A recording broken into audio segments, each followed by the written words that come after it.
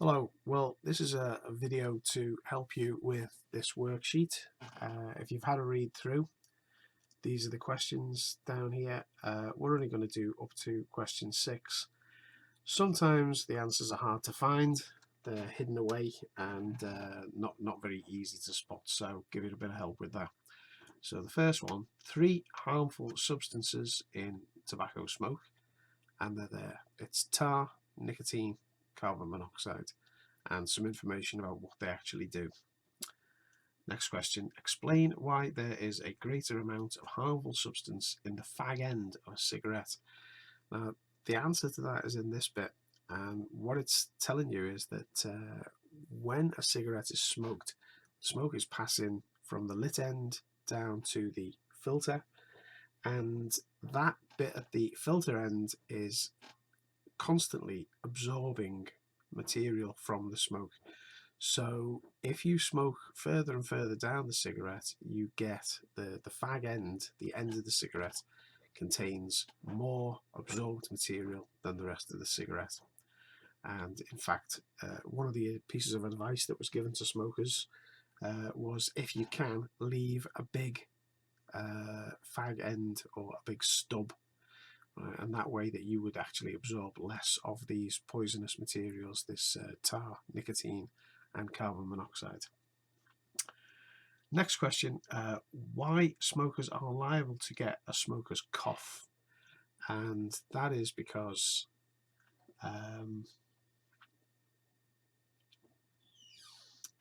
the tar, gases and ash irritate the mucous membranes which lines the tubes, causing increased amounts of mucus to be produced. So that is irritation of the lungs. The shortness of breath, that is because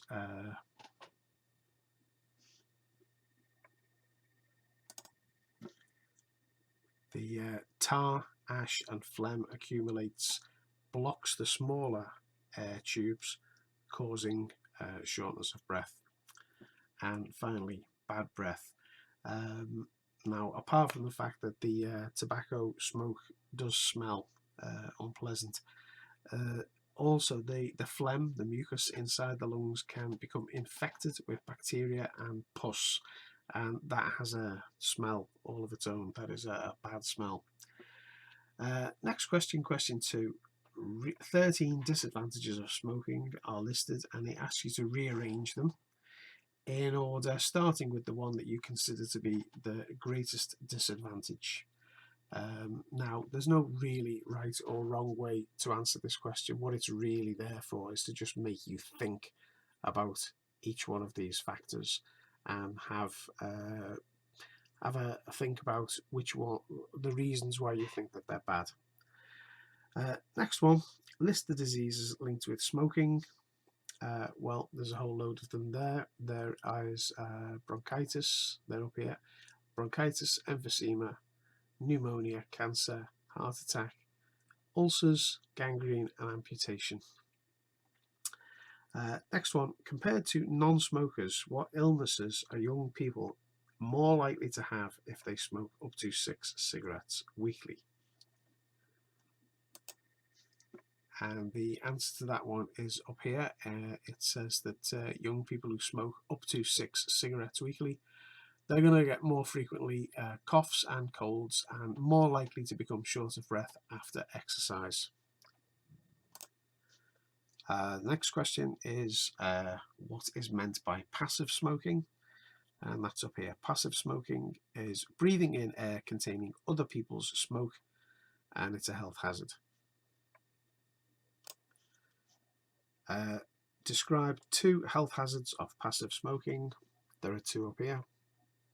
Increased risk of lung cancer and bronchitis, pneumonia and other chest infections. And in Liverpool, the Roy Castle Foundation is an organisation that was set up to raise money and do research to work against lung cancer, and it was started by, or in memory of, the musician and entertainer Roy Castle, who never smoked himself but spent many years working in smoky environments, and he actually died of lung cancer. This next question, at what age does the smoking habit usually begin? Well, they don't give you an actual answer to that, but what they do say is the smoking habit usually begins early in life. Anyone who reaches the age of 20 without smoking is unlikely to start, so your answer to that would just be early in life, before the age of 20. List reasons for starting to smoke. Well, here we go. Wanting to be like friends who are smoking, following parents' examples, reaction against being told not to smoke, curiosity, wishing to appear grown up, and easy access to cigarettes. Reasons for not smoking. There we go. A whole load of them there.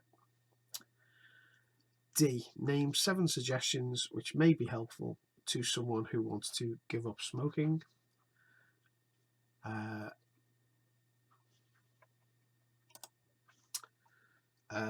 Those answers are here.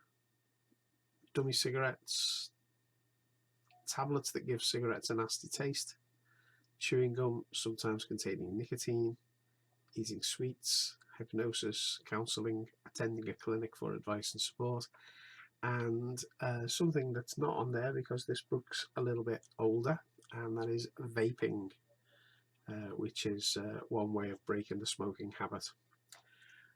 Next question. When a heavy smoker gives up the habit, how long does it take for the body to recover from the effects of smoking? Well, we have here, when a heavy smoker gives up the habit, the body will have recovered from most of the effects of smoking within a year. Next one, how do chemicals from smoke reach an unborn baby? And it's here. Chemicals from the smoke, such as carbon monoxide and nicotine, there's the answer. They cross the placenta and then enter the unborn baby's bloodstream. Just as a side note, the mother and baby's blood does not mix. They are separated.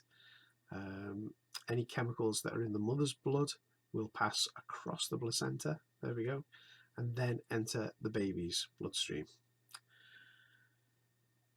Give 3 dangers of smoking heavily throughout pregnancy, and there are the 3: a miscarriage, a stillborn baby, or one who dies in the first week after birth, and a smaller, weaker baby.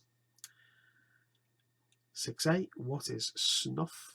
There we go. Snuff is powdered tobacco. Finally, give 2 effects of chewing tobacco. Well, if you chew tobacco, 2 things will happen. This will be irritation of the lining of the mouth, and also nicotine gets into the body. If you still have any problems with this, send me an email.